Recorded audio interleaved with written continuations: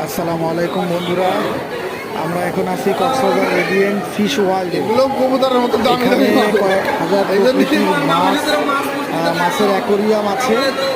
আপনারা যারা কক্সবাজারে আসবেন অবশ্যই কক্সবাজারের এই রেডিয়েন্ট ফিশ ওয়ার্ল্ড, মাছের যে আসলে কত প্রকৃতির মাছ আছে একটু ঘুরে যাবেন, অবশ্যই ভালো লাগবে।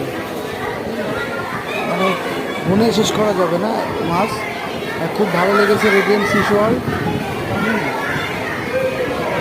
ধন্যবাদ, ভালো থাকবেন স্যার।